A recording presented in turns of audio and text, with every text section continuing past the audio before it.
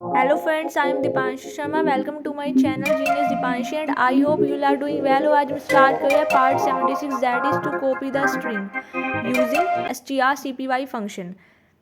आज हम क्या करेंगे, एक स्ट्रिंग लेंगे, उस स्ट्रिंग को हम सेकंड वाली स्ट्रिंग में कॉपी करेंगे with the help of function. हमने यहाँ पे हेडर फाइल को इंक्लूड कर लिया stdio.h एंड string.h।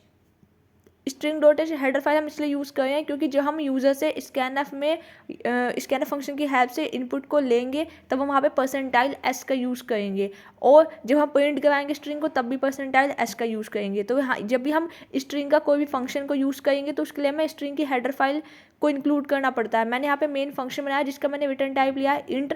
जब भी हम मेन फंक्शन का रिटर्न टाइप इंट लेते हैं तो हमें रिटर्न में कुछ ना कुछ करवाना पड़ता है। मैंने यहाँ पे रिटर्न 0 करवाया है। उसके बाद मैंने यहाँ पे एक इनपुट str नेम का एक स्ट्रिंग बनाई जिसका मैंने यहाँ पे साइज लिया है 10, और मैंने ये इनपुट का डेटा टाइप क्या लिया है कैर। जब भी आप स्ट्रिंग को डिक्लेयर या इनिशियलाइज करते हैं तो हम उसका डेटा टाइप लेते हैं कैर।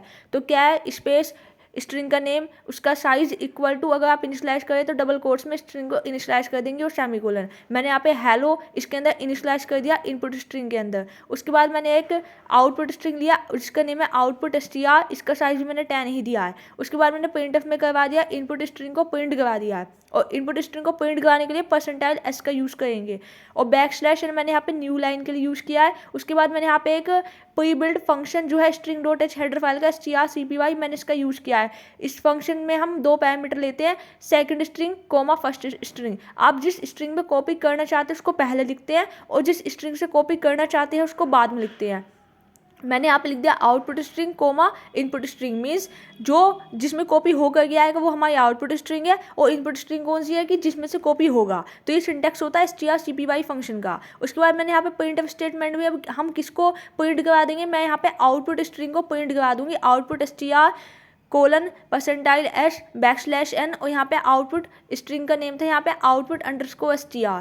तो आपका जो है आउटपुट कुछ इस तरीके से आएगा, पहले आ जाएगा इनपुट स्ट्रिंग में हेलो, आउटपुट स्ट्रिंग में भी हेलो आ जाएगा क्योंकि हमने आउटपुट स्ट्रिंग जो हमारी थी हमने उसमें कॉपी कर लिया इनपुट स्ट्रिंग को with the help of strcpy function. अब मैं यहाँ पे वापस से एक strcpy फंक्शन का यूज़ कर रही हूँ। मैंने आपको बताया था कि जिस स्ट्रिंग में कॉपी करना है उसको हम पहले लिखते थे और जिस स्ट्रिंग से कॉपी करना है उसको बाद में। तो मैंने यहाँ पे आउटपुट स्ट्रिंग को लिख दिया आउटपुट अंडरस्कोर str, क्योंकि मुझे इसके अंदर कॉपी करना है, और किसको करना है, डबल कोट्स में स्टूडेंट्स। मतलब मैं चाहती हूँ कि ये जो स्टूडेंट्स मैंने लिखा है डबल कोट्स में किस में कॉपी हो जाए, आउटपुट अंडरस्कोर str में। तो जिसमें हमें कॉपी करना है हम उसको पहले लिखते हैं इस फंक्शन के अंदर।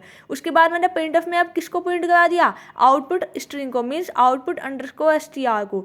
तो अब आउटपुट कुछ इस तरीके से आएगा, input string hello, output string भी हेलो, और यहाँ पे आउटपुट स्ट्रिंग वापस से स्टूडेंट्स, क्योंकि मैंने सेकंड टाइम जब ये strcpy फंक्शन को यूज़ किया तो मैंने इसमें स्टूडेंट्स को कॉपी कर दिया। तो आई होप यू अंडरस्टैंड कि हम कैसे स्ट्रिंग को कॉपी करते हैं। Like share and subscribe our channel genius Deepanshi and thanks for watching. If you have any doubt you can ask me any time in the comment section. और आप इसी तरीके से जो है पढ़ते रहिए, हम वन बाय वन करके